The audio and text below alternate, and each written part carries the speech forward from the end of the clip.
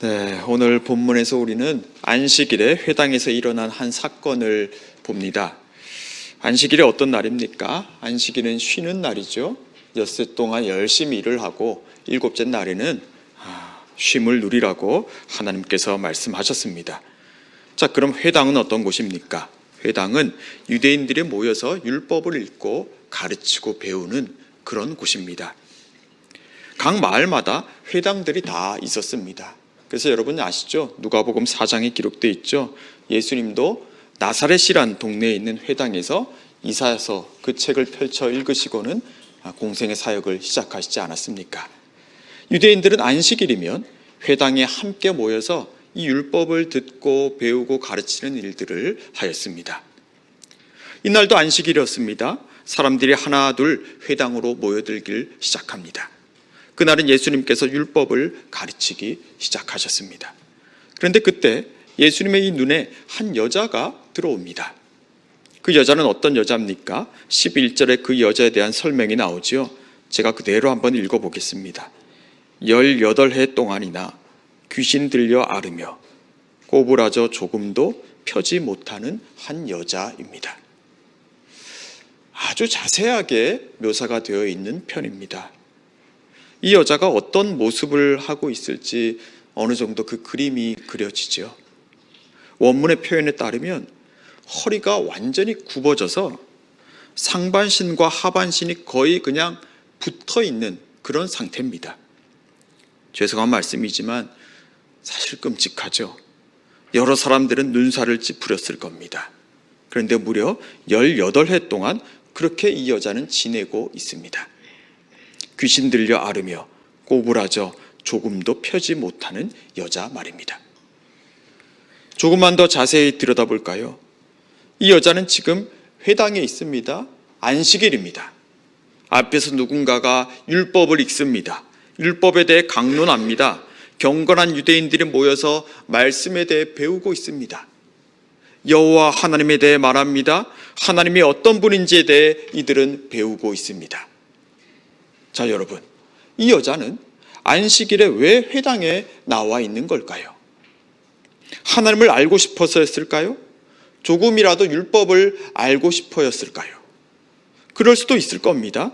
사람들이 말하는 건 들을 수 있었으니까 말입니다. 때론 저들이 말하는 하나님에 대한 말을 듣고는 감동을 받기도 했을 겁니다. 하나님의 자비와 긍휼에 대한 말씀에서 이 사람은 어떤 희망 같은 걸 가졌을지도 모릅니다.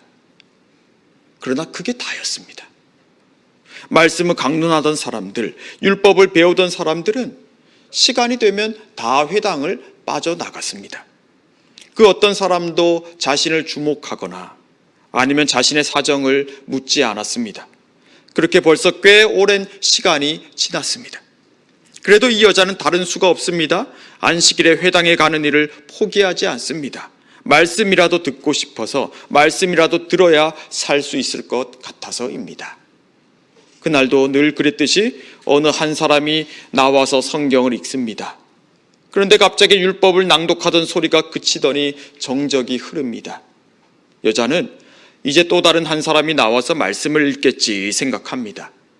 그런데 그 순간 말씀을 읽던 그 사람이 자기를 부릅니다. 여자요. 이 여자는 자기 귀를 의심했습니다. 지금까지 수십 번 이곳 회당에 나와 보았지만 그 자신을 부르는 소리는 단 한 번도 들어본 적이 없었기 때문입니다. 그런데 또 소리가 들립니다. 여자요. 네, 분명히 자기를 가리키는 소리였습니다. 그리고 이어서 들려오는 말씀은 더욱더 놀라운 것이었습니다. 여자여, 네가 내 병에서 놓였다. 그리고 어느덧 저 앞에 서 있던 그 사람이 자신에게 가까이 오더니 그 몸에 손을 얹고 기도를 합니다. 여자는 너무도 낯설었지만 내 병에서 내가 놓였다라는 말씀과 그의 기도에 어떤 힘이 있다는 걸 느낄 수 있었습니다. 그리고 자신의 몸이 서서히 펴지고 있다는 걸 깨닫고는 깜짝 놀랐습니다. 수년 동안 상반신과 하반신이 붙은 채로 그렇게 저주받은 자로 살았는데 그 자신이 지금 병에서 노임을 받았다는 걸 받아들이기 힘들었지만 받아들일 수밖에 없었습니다. 그리고 이 여자는 지금 이 일이 그동안 귀로만 듣던 하나님께서 하신 일이라는 걸 깨달았습니다. 말로만 듣던 하나님의 자비와 긍휼이 지금 그 자신에게 임하고 있다는 걸 말입니다. 그래서 이 여자는 그 몸을 편 채로 하나님께 영광을 돌렸습니다. 여러분, 우리는 이 이야기를 보면서 그동안 이 회당에서는 무슨 일이 있었는가라는 물음을 떠올릴 수밖에 없습니다. 그렇지 않습니까? 사람들은 분명히 다 읽었을 겁니다. 다 들었을 겁니다. 하나님은 객과 고아와 과부의 하나님이라는 그 말씀을 말입니다. 내가 기뻐하는 금식은 흉악의 결박을 풀어주며 멍에의 줄을 끌어주며 압제당하는 자를 자유하게 하며 모든 멍에를 꺾는 것이라는 말씀도 그들은 알고 있을 겁니다.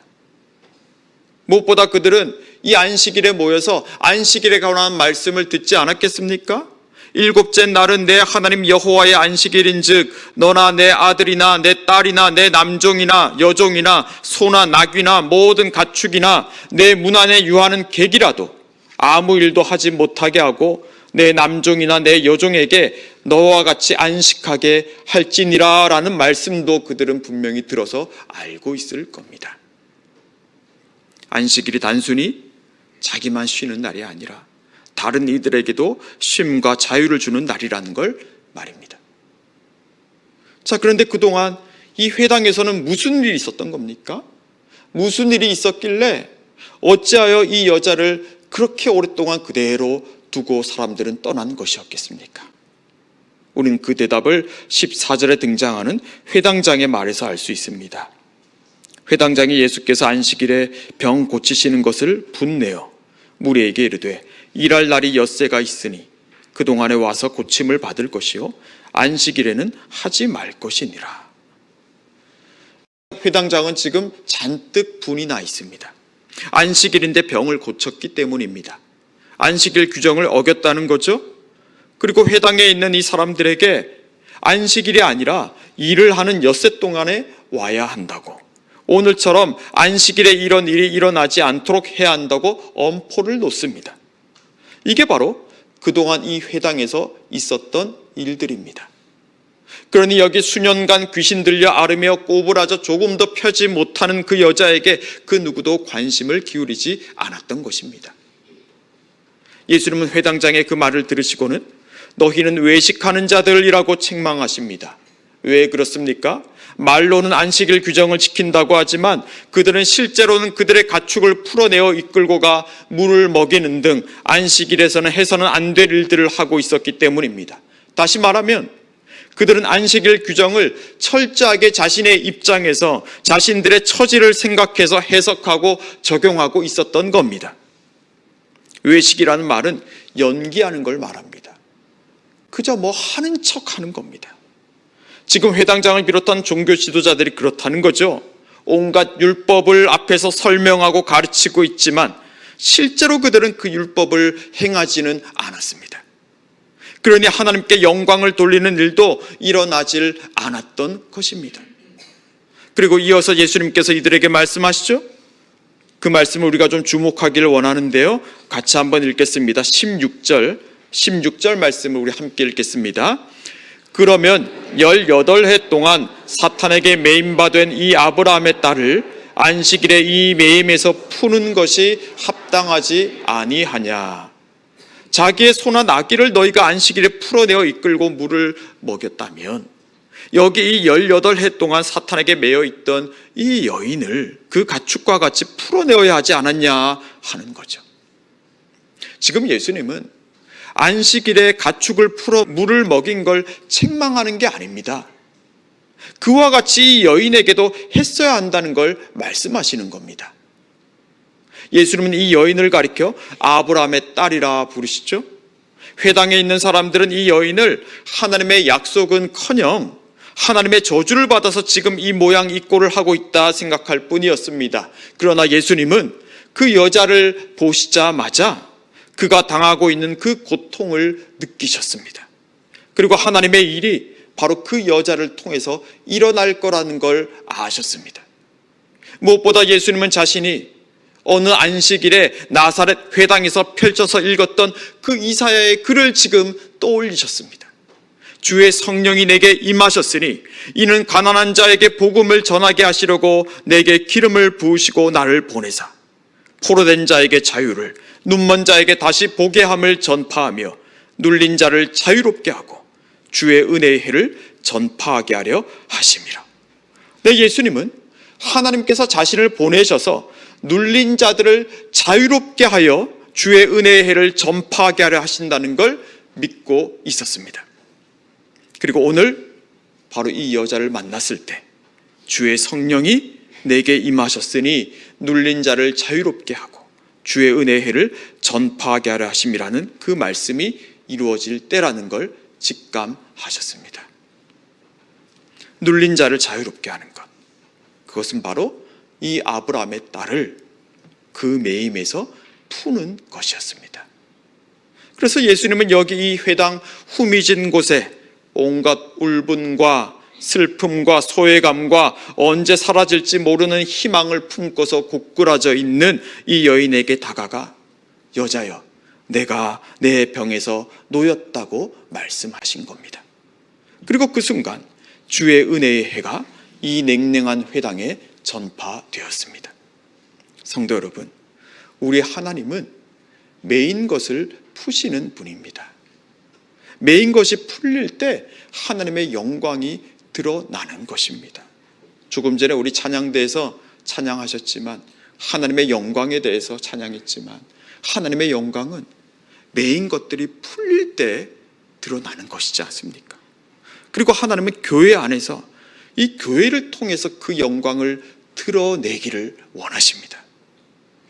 예수님께서 언젠가 베드로의 신앙 고백을 들으시고 하신 말씀이 있죠. 베드로가 예수님에게 주는 그리스도시요 살아계신 하나님의 아들이십니다 라고 고백하자 예수님은 그에게 뭐라고 하셨습니까? 여러분 한번 잘 들어보십시오. 마태복음 16장 18절 19절 말씀입니다. 또 내가 내게 이르노니 너는 베드로라. 내가 이 반석 위에 내 교회를 세우리니 음부의 권세가 이기지 못하리라. 내가 천국 열쇠를 내게 주리니 내가 땅에서 무엇이든지 매면 하늘에서도 매일 것이요 내가 땅에서 무엇이든지 풀면 하늘에서도 풀리리라. 자, 여러분, 예수님은 여기서 처음 교회라는 것을 말씀하십니다. 음부의 권세가 이기지 못한다고 하시죠? 땅에서 너희가 매면 하늘에서도 매일 것이고 너희가 땅에서 풀면 하늘에서도 풀린다고 하십니다. 예수님은 교회 공동체에 그런 권세를 주신 겁니다. 매어 있는 것을 푸시는 하나님의 일을 교회에 맡기신 거죠. 교회는 매인 것을 푸는 하나님의 일을 해야 하고 또 그 일을 할 수 있다는 겁니다. 그리고 그 일을 음부의 권세가 이기지 못한다고 하십니다. 교회는 그런 곳이어야 합니다. 그저 말씀만 낭독하고 말씀만 울리고 찬송가만 울려 퍼지는 그런 유대인 회당이 아니라 매인 자들이 풀려나고 눌린 자들이 자유롭게 되는 일들이 거듭거듭 일어나는 곳이어야 합니다. 그럼으로써 하나님께 영광을 돌리는 일이 일어나는 곳이 바로 교회여야 하는 것 아니겠습니까? 자, 그러면 어떻게 하면 그와 같이 예수님께서 꿈꾸셨던 교회의 모습을 갖추어 갈 수 있을까요? 먼저 우리는 우리 자신이 무언가에 매여 있다는 걸 깨닫고 그걸 인정할 줄 알아야 합니다. 우린 다 자유를 갈망합니다. 우린 다 평안을 원하죠. 그 말은 우리 자신이 어딘가에 묶여져 있고 매여 있다는 걸 말해줍니다. 여러분, 그렇지 않습니까? 우린 모두 다 죄에 매여 있습니다. 죄는 미움이란 열매를 낳습니다. 두려움을 가져옵니다. 음란한 습관을 가져옵니다. 죄는 그저 자기 자신만을 생각하게 만듭니다. 회당에, 교회에 울분과 실망과 좌절에 빠져서 울고 있는 이가 있어도 그걸 보지 못하게 만듭니다. 희생과 사랑이 얼마나 무력한 것인지 그거 아무 소용없는 것이라고 소리칩니다. 그럼으로써 하나님의 영광이 나타나지 못하게 만드는 겁니다. 네, 우리는 이걸 인정해야 합니다. 그와 같은 죄에 우리는 노출되어 있고 또 분명히 매여 있다는 걸 말입니다. 그래서 나 자신 역시 여기 이 회당장과 같이 외식하는 자로서 살아갈 수도 있다는 걸 말입니다. 특히 이 죄는 신앙 공동체에서는 교묘하게 우리의 두 발을 묶어 놓으려 합니다. 오늘 본문에 나오는 회당장이 주장하고 있는 것처럼 종교적인 형식과 모양이 사람이 매임에서 풀려나는 것보다 더 중요한 것이라고 소리칩니다. 그리고 우리는 거기에 거의 다 넘어가 버립니다. 왜 그렇습니까? 사랑과 희생은 수고스럽기 때문입니다. 그런데 여러분 한번 생각해 보십시오. 우린 언제 하나님께 영광을 돌렸습니까? 언제 하나님께서 일하고 있다 느끼고 그렇게 고백했습니까? 우리가 풀려났을 때이지 않았습니까? 우리를 메고 있던 것들, 우리를 속박하고 있던 것들로부터 자유해질 때 우리는 하나님의 살아계심을 느꼈고 누리고 그분께 영광을 돌리지 않았습니까? 그리고 그와 같은 매임에서 풀려나는 역사에는 분명 다른 누군가의 사랑의 수고가 거기에 있었습니다. 그 사랑과 헌신이 있었기 때문에 우리는 바로 그들로부터 우리가 익히 말씀으로부터 들었던 하나님의 사랑과 자비와 긍휼을 알 수가 있게 되고 바로 그 경험이 오늘 여기 우리를 있게 한 것 아닙니까? 누군가가 내 이름을 불러주었고 누군가가 나에게 사랑의 손길을 내어주었고 누군가가 내 이름을 부르며 기도해 주었기에 누군가가 나를 위해 풀어주었기에 매어있는 나를 생각하며 하나님의 풀어주심을 간구했기에 나는 하나님의 은혜라는 것을 하나님의 사랑이라는 것을 비로소 알 수 있게 된 것입니다. 사랑하는 당산동 교회 성도 여러분, 오늘 하나님은 저와 여러분을 매임에서 풀어주시기를 원하십니다. 우리를 메고 있는 것들, 그래서 우리 자신만 생각하게 하고 우리 자신만 위하게 하는 것들로부터 우리를 자유롭게 하시고자 하십니다. 그럴 때 우리 역시 다른 누군가의 이름을 부르며 그들에게 자유와 해방과 평안을 전하는 사람들이 될 수 있기 때문입니다. 그리고 예수님은 이 매임에서 푸는 것이 우리에게 합당하지 아니하냐라고 말씀하십니다. 천국 열쇠를 주리니 땅에서 매면 하늘에서도 매일 것이요 무엇이든지 풀면 하늘에서도 풀리리라 하셨습니다. 음부의 권세가 너희를 이기지 못하리라 하셨습니다. 여러분 이 말씀을 의지하여 나를 메고 있는 것들이 풀리게 하십시오. 하나님께 구하십시오.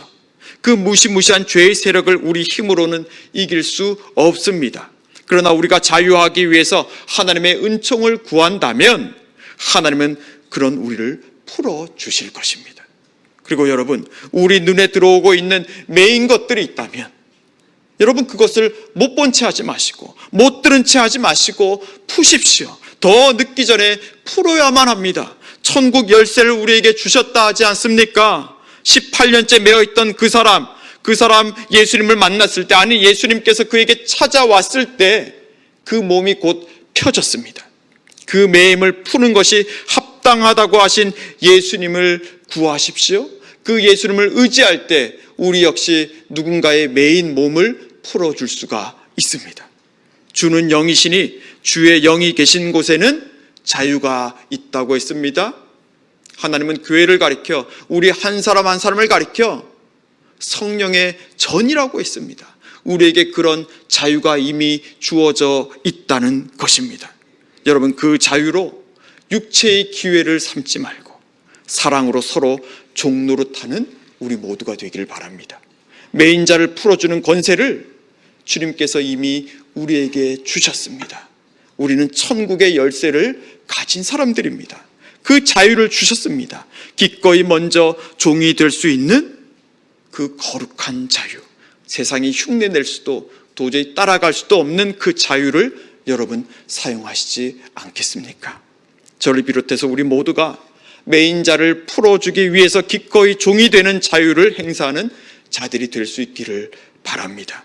그래서 매임에서 푸는 것이 합당하지 아니하냐라는 그 주님의 말씀 앞에 고개를 돌려 부끄러워하는 것이 아니라 도리어 기뻐하고 하나님께 영광을 돌리는 우리 당산동 교회가 되기를, 그런 주님의 성도들 한 분 한 분 되시기를 주님의 이름으로 축복합니다.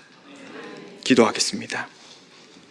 하나님, 주님께 받은 그 사랑으로, 또 누군가의 헌신과 사랑으로 저는 자유함을 입었습니다. 매여 있던 것들로부터 저는 풀려났습니다. 그 자유로 사랑을, 헌신을, 희생을 택할 수 있는 자가 되게 해 주십시오. 그리하여 하나님의 영광을 보게 하여 주십시오. 예수님 이름으로 기도합니다. 아멘.